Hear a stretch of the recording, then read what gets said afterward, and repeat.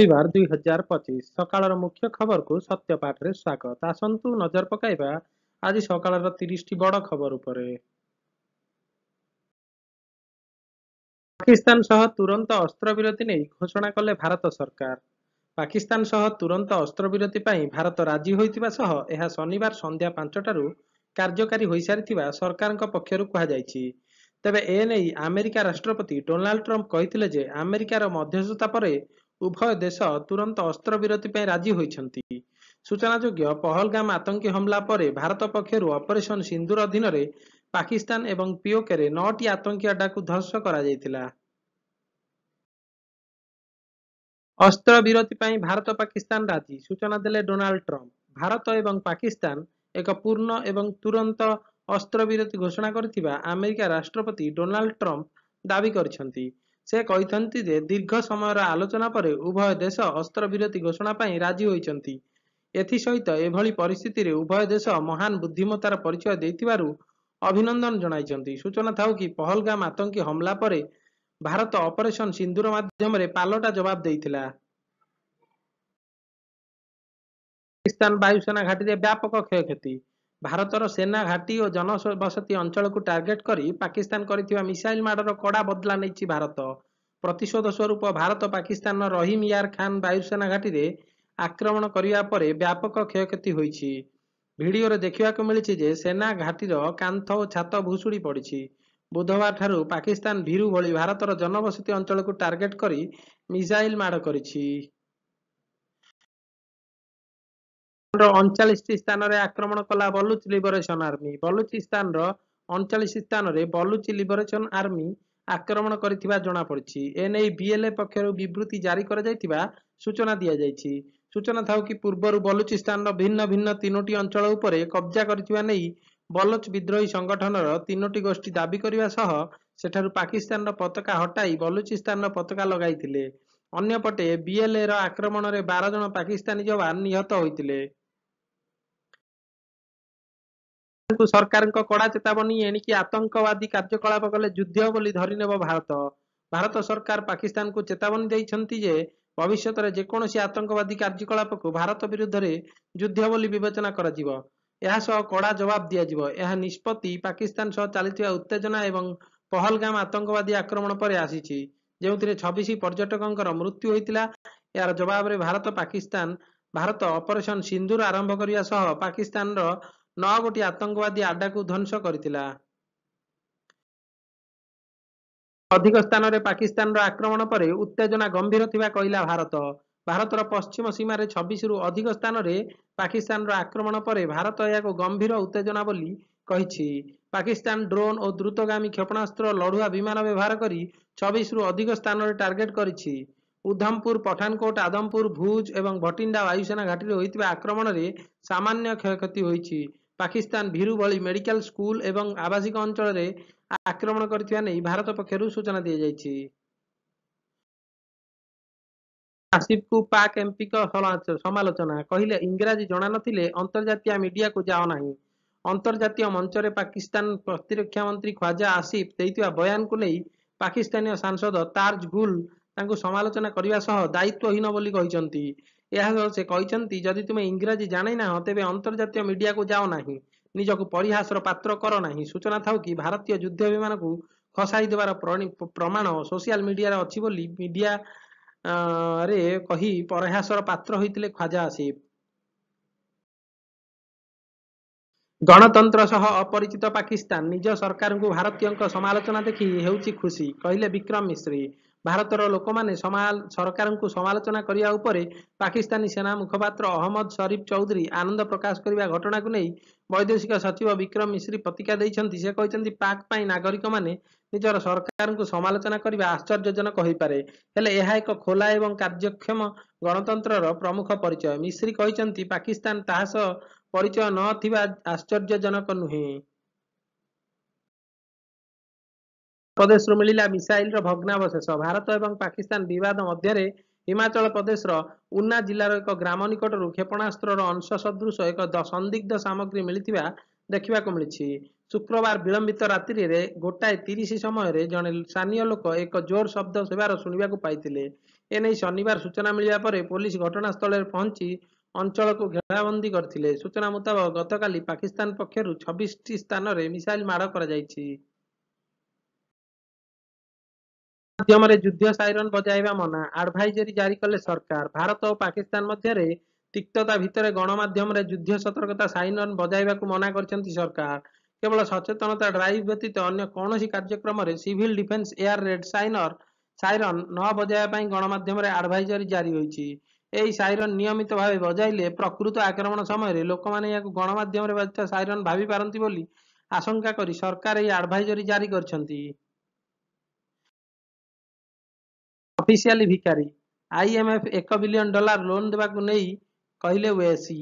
अंतर्जातीय मुद्रा पांठी पाकिस्तान को $1 बिलियन ऋण देवाकू नहीं आईएमएफ मुख्य हैदराबाद एआईएमएम मुख्य हैदराबाद सांसद असदुद्दीन ओवैसी प्रतिक्रिया प्रकाश करछंती। से जे विश्वास कर पाकिस्तानी माने ऑफिशियली भिकारी।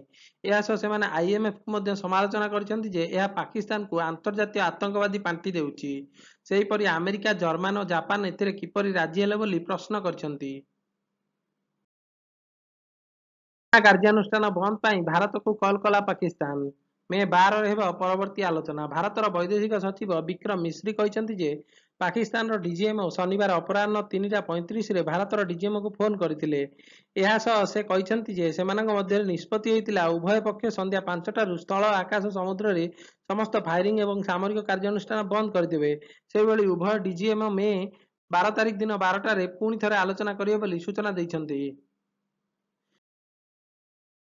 पाक अस्त्रविरति आलोचना रे मुख्य भूमिका नहीं डीजीएमओ किए? Bharat military operation director general lieutenant general Rajiv Ghai शनिवार दिन पाकिस्तान डीजीएमओ ठारू फोन कॉल पाइथिले परे उभयଙ୍କ ମଧ୍ୟରେ ଯୁଦ୍ଧ ବିରତି ନେଇ सहमति प्रकाश पाइथिला। डीजीएमओ सामरिक बाहिनी कार्यकलापर तदारख समन्वय रक्षा दायित्व नेबा सह ए बाबदରେ सेना मुख्यଙ୍କୁ अवगत କରିଥାନ୍ତି। एथिसह डीजीएमओ मुख्यतः सेनार विभिन्न विभाग ମଧ୍ୟରେ ଯୋଗସୂତ୍ର ରକ୍ଷା କରିଥାନ୍ତି। आलोचना अस्त्रविरति निष्पत्ति ट्रम्प मध्यस्थता दाबी पर एभली कहला भारत। उभय भारत और पाकिस्तान मध्य सीधासलख आलोचना सह गुली विनिमय और सामरिक कार्यानुष्ठान बंद पाई निष्पत्ति नियाଯାଇଛି भारतर सूचना और प्रशासन मंत्रालय। अमेरिका राष्ट्रपति डोनाल्ड ट्रम्प उभय देश मध्य मध्यस्थता करथिबा कहिबा पर मंत्रालय एक्स रे पोस्ट करछि। पाकिस्तान मिलिटरी ऑपरेशन महानिर्देशक तांका भारत प्रतिपक्ष को फोन करिबा पर अस्त्रविरति पाई सहमति प्रकाश करथिबा भारत कहिछि। जवाब देवाक आम प्रस्तुत। अस्त्रविरति पर भारत कहले भारतीय सेना अधिकारी। भारत और पाकिस्तान मध्य अस्त्रविरति पर प्रतिरक्षा मंत्रालय पक्षर सांबादिक सम्मेलन कर सेना अधिकारी कहते जे आम सेना पाई संपूर्ण प्रस्तुत अच्छु और आम जेकोसी आक्रमण उचित जवाब देवु। सूचना था कि पाकिस्तान डीजीएमओ भारतर डीजीएमओ को फोन करिया परे दुई देश मध्य संध्या 5टारू स्थल आकाश और समुद्र रे समस्त फायरिंग एवं सामरिक कार्यानुष्ठान बंद करने को निष्पत्ति होइतिला। अन्य प्रसंग में आलोचना पाई कौन निष्पत्ति होइनी। अस्त्रविरति सहमति पर भारत कहला भारत पाकिस्तान सह अन्य कौन प्रसंग में आउ केउठी आलोचना करिया पाई कौन प्रकार निष्पत्ति होई नाही बोली स्पष्ट करछंती केंद्र सरकार। भारत और पाक मध्य अस्त्रविरति नहीं सहमति प्रकाश पाइबा पर सरकार पक्षर एभली प्रतिक्रिया आसी। पहलगाम आतंकी हमला पर भारत पक्षर ऑपरेशन सिंदूर आरंभ कर तेबे यार किछि दिन पर युद्धविरति पाई भारत सह पाकिस्तान जोगाजोग करथिला बोली वैदेशिक मंत्रालय कहिछि। व्यापक क्षयक्षति सहिला पाकिस्तान सूचना देले भारत सरकार। भारत सह सामरिक संघर्ष में पाकिस्तान व्यापक क्षति होता नहीं प्रतिरक्षा मंत्रालय पक्षर कहुଯାଇଛି। मंत्रालय कहिछि जे भारत पाकिस्तान स्कर्दू जाकोबाबाद और सरगोदा विमान घाटी को क्षति पहुंचाइबा सह एयर डिफेन्स और राडार सिस्टम को मध्य टार्गेट करथिला। एलओसी निकट में मुतयन थिबा पाकिस्तानी सैन्य आडा और जवान को बहु क्षति सहबाक पड़िछि। तेबे गतकाली पाकिस्तान भारतर 26टी स्थान में मिसाइल माड़ करथिला। 2025 अवशिष्ट मैच आयोजन पर 3टी भेन्यू को सर्टलिस्ट कला बीसीसीआई। भारत पाकिस्तान विवाद जो गोटे सप्ताह स्थगित रही आईपीएल 25 अवशिष्ट मैच आयोजन पर बीसीसीआई 3टी स्थान को सर्टलिस्ट करिछि। यदि मे मासरे टूर्नामेंट पुणी आरंभ हुए तेज बाकी 16टी मैच को आयोजन करने बेंगालुरु चेन्नई और हैदराबाद को सर्टलिस्ट करथिबा नै ईएसपीएन क्रिक इन्फो रिपोर्ट करिछि। सूचना था कि सप्ताह आईपीएल 2025 स्थगित होगा पर पूर्व मोट 57टी मैच शेष होइतिला। ପାକିସ୍ତାନ ମଧ୍ୟରେ ଅସ୍ତ୍ରବିରତି ପରେ ଉଚ୍ଚସ୍ତରୀୟ ବୈଠକ କଲେ ପିଏମ୍ ମୋଦି। ଭାରତ ପାକିସ୍ତାନ ମଧ୍ୟରେ ଅସ୍ତ୍ରବିରତି ହେବା ପରେ ନରେନ୍ଦ୍ର ମୋଦି ଦିଲ୍ଲୀସ୍ଥିତ ପିଏମ୍ ଆବାସରେ ଉଚ୍ଚସ୍ତରୀୟ ବୈଠକ କରିଛନ୍ତି। ଏହି ବୈଠକରେ ପ୍ରତିରକ୍ଷା ମନ୍ତ୍ରୀ ରାଜନାଥ ସିଂହ, ବୈଦେଶିକ ମନ୍ତ୍ରୀ ଜୟଶଙ୍କର, ଏନ୍ଏସ୍ଏ ଅଜିତ ଡୋଭାଲ, ସିଡିଏସ୍ ଅନିଲ ଚୌହାନ ଏବଂ ତିନି ସେନାର ମୁଖ୍ୟ ସାମିଲ ଥିଲେ। ସେହିପରି ବୈଠକରେ ବୈଦେଶିକ ସଚିବ ବିକ୍ରମ ମିଶ୍ରି ମଧ୍ୟ ଉପସ୍ଥିତ ଥିଲେ। ସୂଚନା ଥାଉ କି ଭାରତ ଏବଂ ପାକିସ୍ତାନ ମଧ୍ୟରେ ସନ୍ଧ୍ୟା 5ଟାରୁ ଅସ୍ତ୍ରବିରତି ହୋଇଛି।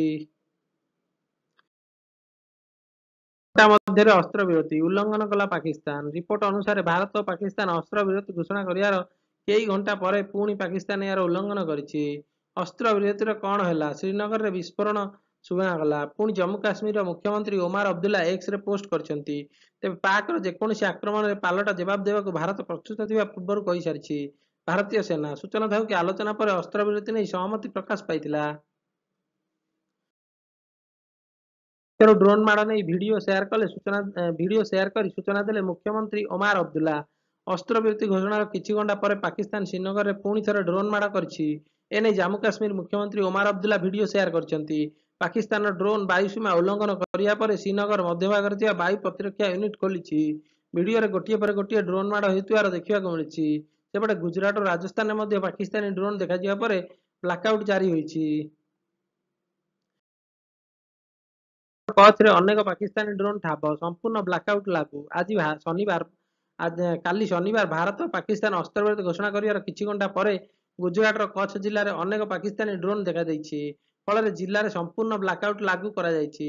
ଗୁଜରାଟର ଗୃହମନ୍ତ୍ରୀ ହର୍ଷ ସାଂଘଭି ଲୋକଙ୍କୁ ଭୟଭୀତ ନ ହେବାକୁ ଅନୁରୋଧ କରିଛନ୍ତି। ଅନ୍ୟପଟେ ଜାମ୍ମୁ ଓ କାଶ୍ମୀରରେ ମଧ୍ୟ ଅନେକ ଡ୍ରୋନ୍ ଦେଖିବାକୁ ମିଳିଛି। ସେଠାରେ ଭାରତୀୟ ଏୟାର ଡିଫେନ୍ସ ସିଷ୍ଟମକୁ ସକ୍ରିୟ କରାଯାଇଥିବା ନେଇ ସୂଚନା ଦିଆଯାଇଛି। ଉର୍ଦ୍ଧ୍ୱ ସ୍ଥାନରେ ବିସ୍ଫୋରଣ ମିଡିଆ ରିପୋର୍ଟରୁ ମିଳିଲା ସୂଚନା। ଏନ୍ଡିଟିଭି ରିପୋର୍ଟ ମୁତାବକ ଶ୍ରୀନଗରରେ 100ରୁ ଉର୍ଦ୍ଧ୍ୱ ସ୍ଥାନରେ ବିସ୍ଫୋରଣ ଶବ୍ଦ ଶୁଭିଛି। ତେବେ ପାକିସ୍ତାନ ଓ ଭାରତ ପକ୍ଷରୁ ଅସ୍ତ୍ରବିରତି ଘୋଷଣା ହେବାର ମାତ୍ର 1 ଘଣ୍ଟା ପରେ ଶ୍ରୀନଗରରେ ପାକିସ୍ତାନ ପଟୁ ଆକାଶ ମାର୍ଗରେ ଡ୍ରୋନ୍ ମାଡ଼ ହେବା ସହ ପ୍ରଚଣ୍ଡ ଶବ୍ଦ ଶୁଣାଯାଇଥିଲା। ଭାରତୀୟ ସେନାର ଏୟାର ଡିଫେନ୍ସ ସିଷ୍ଟମ ଏହାକୁ ଡ୍ରୋନ୍କୁ ସବୁ ନିଷ୍କ୍ରିୟ କରିବାରେ ସଫଳ ହୋଇଛି। ଏନେଇ ମୁଖ୍ୟମନ୍ତ୍ରୀ ଉମର ଅବଦୁଲ୍ଲା ମଧ୍ୟ ଏକଯୋଗେ ସୂଚନା ଦେଇଛନ୍ତି। ସୀମାରେ ପାକିସ୍ତାନର ଗୁଳିମାଡ଼ରେ ଶହୀଦ ହେଲେ BSF sub inspector Mohammad Imtiaz. Jammu କାଶ୍ମୀରର ଆରଏସ୍ପୁର ସେକ୍ଟର ସ୍ଥିତ ସୀମାରେ ଗୁଳି ବିନିମୟ ବେଳେ ବିଏସ୍ଏଫ୍ ସହ ଇନ୍ସପେକ୍ଟର ମହମ୍ମଦ ଇମ୍ତିଆଜ ଶହୀଦ ହୋଇଥିବା ସୂଚନା ମିଳିଛି। ଏନେଇ ବିଏସ୍ଏଫ୍କୁ ତାଙ୍କ ଶେଷ ଶ୍ରଦ୍ଧାଞ୍ଜଳି ଜଣାଇଛି। ତାଙ୍କର ଏହି ସର୍ବୋଚ୍ଚ ବଳିଦାନକୁ ସୀମା ସୁରକ୍ଷା ବଳ ସାଲ୍ୟୁଟ୍ କରିଛି। ସୀମା ଆଉଟପୋଷ୍ଟ ଆଗ ଧାଡିରେ ରହି ନେତୃତ୍ୱ ନେଉଥିବା ବେଳେ ସେ ଶହୀଦ ହୋଇଛନ୍ତି। ଏଥିସହ ବିଏସ୍ଏଫ୍ ଡିଜିଙ୍କ ସମେତ ବରିଷ୍ଠ ଅଧିକାରୀ ତାଙ୍କ ପରିବାରକୁ ଗମ୍ଭୀର ସମବେଦନା ଜଣାଇଛନ୍ତି। କୁକୁରର ଲାଞ୍ଜ ସବୁବେଳେ ବଙ୍କା। ପାକିସ୍ତାନ ଅସ୍ତ୍ରବିରତି ଉଲ୍ଲଂଘନ ମଧ୍ୟରେ କହିଲେ ସେହବାଗ। ଭାରତ ଏବଂ ପାକିସ୍ତାନ ମଧ୍ୟରେ ଅସ୍ତ୍ରବିରତି ଲାଗୁ ହେବାର କିଛି ଘଣ୍ଟା ପରେ ପାକିସ୍ତାନ ଅସ୍ତ୍ରବିରତି ଉଲ୍ଲଂଘନ କରିଥିବା ବେଳେ ଏହି ସମୟରେ ପୂର୍ବତନ କ୍ରିକେଟର ବୀରେନ୍ଦ୍ର ସେହବାଗ କୁକୁରର ଲାଞ୍ଜ ବଙ୍କା ହିଁ ରହିଥାଏ କ୍ୟାପସନ ସହିତ ଏକ ଫଟୋ ସେୟାର କରିଛନ୍ତି। ସୂଚନା ଅନୁସାରେ ଗୁଜରାଟ, ଅନନ୍ତନାଗ, ବଡଗାଁ, ଶ୍ରୀନଗର ଓ କାଶ୍ମୀର ଘାଟିରେ ଅନ୍ୟ ସ୍ଥାନରେ ପାକିସ୍ତାନୀ ଡ୍ରୋନ୍ ଦେଖିବାକୁ ମିଳିଛି। ସୂଚନା ଥାଉ କି ଭାରତ ଏବଂ ପାକିସ୍ତାନ ମଧ୍ୟରେ ଅସ୍ତ୍ରବିରତି ପାଇଁ ସହମତି ହୋଇଥିଲା। ଉଲ୍ଲଂଘନ ପରେ ବୟାନ ଜାରି କଲେ ଭାରତ ସରକାର। ଅସ୍ତ୍ରବିରତି ଘୋଷଣାର କିଛି ଘଣ୍ଟା ମଧ୍ୟରେ ପାକିସ୍ତାନ ଏହାର ଉଲ୍ଲଂଘନ କରିଥିବା ବେଳେ ଭାରତୀୟ ସେନା ଜବାବ ଦେଉଥିବା ସରକାରଙ୍କ ପକ୍ଷରୁ କୁହାଯାଇଛି। ତେବେ ଶନିବାର ବୈଦେଶିକ ମନ୍ତ୍ରୀ ସଚିବ ବିକ୍ରମ ମିସ୍ରି ସୂଚନା ଦେଇ କହିଥିଲେ ଯେ ପାକିସ୍ତାନ ଅସ୍ତ୍ରବିରତି ପାଇଁ ଭାରତ ସହିତ ଯୋଗାଯୋଗ କରିଛି। ବୁଝାମଣା ପରେ ସ୍ଥଳ, ବାୟୁ ଏବଂ ସମୁଦ୍ରରେ ସମସ୍ତ ସାମରିକ କାର୍ଯ୍ୟାନୁଷ୍ଠାନ ବନ୍ଦ କରାଯାଇଛି। ଶ୍ରୀନଗର ସମେତ ରାଜସ୍ଥାନ ଓ ଗୁଜରାଟର ପାକିସ୍ତାନ ପକ୍ଷରୁ ଡ୍ରୋନ୍ ମାଡ଼ ହୋଇଛି। କେନ୍ଦୁଝରରେ ହ୍ୱାଟ୍ସଆପ୍ରେ ଷ୍ଟାଟସ୍ ଦେଇ ଝୁଲିଲେ +3 ଛାତ୍ରୀ। କେନ୍ଦୁଝର ଜିଲ୍ଲା ଆନନ୍ଦପୁର ଅଧୀନ ଫକିରପୁର ତାରିଣୀ ମହିଳା ମେସ୍ରେ ଆଜି ଶନିବାର ସନ୍ଧ୍ୟାରେ ହ୍ୱାଟ୍ସଆପ୍ରେ ଷ୍ଟାଟସ୍ ଦେଇ ଜଣେ +3 ଶେଷ ବର୍ଷର ବିଜ୍ଞାନ ଛାତ୍ରୀ ବେକରେ ଓଢ଼ଣୀ ଲଗାଇ ଝୁଲି ପଡ଼ିଛନ୍ତି। ମୁଁ ଦୁଃଖିତ, ଆଜି ମୋର ଶେଷ ଦିନ। ଆଉ କାହା ପାଇଁ ମୁଁ ଆଜି ଫସିଗଲି। ମୋର ଭୁଲ ନଥାଇ ବି ମୁଁ ଦୋଷୀ ହୋଇଗଲି। ସେଥିପାଇଁ ସମସ୍ତଙ୍କ ଠାରୁ ଦୂରକୁ ଚାଲିଯାଉଛି। ମୋତେ କ୍ଷମା କରିଦେବ ବୋଲି ଛାତ୍ରୀ ଜଣକ ହ୍ୱାଟ୍ସଆପ୍ରେ ଷ୍ଟାଟସ୍ ଦେଇଥିବା ଦେଖିବାକୁ ମିଳିଛି। ମେଟା ଗାଲା 2025ରେ ଶାହରୁଖଙ୍କ ଲୁକ୍ର ଦିୱାନା ହେଲେ ଏହି global star. Global star Khloe Kardashian ଶାହରୁଖଙ୍କ ମେଟା ଗାଲା ଲୁକ୍ ଦେଖି ଫିଦା ହୋଇଛନ୍ତି। ସେ ସୋସିଆଲ ମିଡିଆରେ ଫଟୋ ସେୟାର କରି କିଙ୍ଗ ଖାନଙ୍କ ପ୍ରଶଂସା କରି ଲେଖିଛନ୍ତି ଯେ ମୋତେ ଶାହରୁଖଙ୍କ ମେଟା ଗାଲା ଲୁକ୍ ବହୁତ ପସନ୍ଦ ଆସିଲା। ସେ ଭାରତର ପ୍ରଥମ ପୁରୁଷ ଅଭିନେତା ଯିଏ ମେଟା ଗାଲାରେ ଯୋଗ ଦେଇଥିଲେ। ମୁଁ ଗତ ବର୍ଷ ଭାରତ ଗସ୍ତ ସମୟରେ ତାଙ୍କ ବିଷୟରେ ଜାଣିବାକୁ ପାଇଥିଲି। 2024ରେ ଅନନ୍ତ ଅମ୍ବାନୀଙ୍କ ବିବାହ ଉତ୍ସବରେ କ୍ଲୋଏ ଭଉଣୀ କିମ୍ଙ୍କ ସହ ସାମିଲ ହୋଇଥିଲେ। ରିପୋର୍ଟ रिपोर्ट अनुसार भारत पूर्वतन अधिनायक विराट कोहली टेस्ट क्रिकेटରୁ ଅବସର ନେବାକୁ ଚାହୁଁଥିବା ନେଇ ବିସିସିଆଇକୁ କହିଛନ୍ତି। ତେବେ ବିରାଟ 2011 ମସିହାରେ ଟେଷ୍ଟ ଡେବ୍ୟୁ କରିଥିବା ବେଳେ ଏପର୍ଯ୍ୟନ୍ତ 123ଟି ଟେଷ୍ଟ ଖେଳିଛନ୍ତି ଓ 9,230 ରନ୍ କରିଛନ୍ତି। ଟେଷ୍ଟରେ ବିରାଟ 30ଟି ଶତକ ହାସଲ କରିଥିବା ବେଳେ 31ଟି ଅର୍ଦ୍ଧଶତକ ମାରିଛନ୍ତି। ସୂଚନା ଥାଉ କି ଗତ ମେ 7 ତାରିଖରେ ରୋହିତ ଶର୍ମା ଟେଷ୍ଟ କ୍ରିକେଟରୁ ଅବସର ନେଇଥିଲେ। ପାକ୍ ଉତ୍ତେଜନା ମଧ୍ୟରେ ସ୍ମାର୍ଟଫୋନରେ ଜରୁରୀକାଳୀନ ସରକାରୀ ଆଲର୍ଟ କିପରି ପାଇବେ? ଭାରତ ପାକ୍ ଉତ୍ତେଜନା ମଧ୍ୟରେ ସରକାରଙ୍କ ପକ୍ଷରୁ ପଠାଯାଇଥିବା ଜରୁରୀକାଳୀନ ଆଲର୍ଟକୁ ଜାଣିବା ପାଇଁ ସ୍ମାର୍ଟଫୋନରେ ଏହାର ନୋଟିଫିକେସନ ଅନ୍ କରିବାକୁ ପଡ଼ିବ। ଆଣ୍ଡ୍ରଏଡ୍ ଫୋନରେ ପ୍ରଥମେ ସେଟିଂରୁ ସେଫ୍ଟି ଓ ଏମର୍ଜେନ୍ସିକୁ ଯାଆନ୍ତୁ। ତାପରେ ୱାୟରଲେସ୍ ଏମର୍ଜେନ୍ସି ଆଲର୍ଟର ନୋଟିଫିକେସନ ଅନ୍ କରନ୍ତୁ। ଆଇଫୋନରେ ସେଟିଂରୁ ନୋଟିଫିକେସନକୁ ଯାଆନ୍ତୁ ଏବଂ ତଳକୁ ସ୍କ୍ରଲ୍ କରି ସରକାରୀ ଆଲର୍ଟ ଖୋଜନ୍ତୁ ଏବଂ ପରେ ଟେଷ୍ଟ ଆଲର୍ଟକୁ ଅନ୍ କରନ୍ତୁ। ଫଳରେ ସବୁ ସୂଚନା ପାଇପାରିବେ। ସମାଚାରକୁ ଏଇଠି ରଖିବା। ଥ୍ୟାଙ୍କ ୟୁ ଆଣ୍ଡ ନମସ୍କାର। ଯଦି ଭିଡ଼ିଓଟି ଆପଣଙ୍କୁ ଭଲ ଲାଗେ ତେବେ ଗୋଟେ ଲାଇକ୍ ଏବଂ ସେୟାର ଆଣ୍ଡ ସବସ୍କ୍ରାଇବ କରିଦେବେ।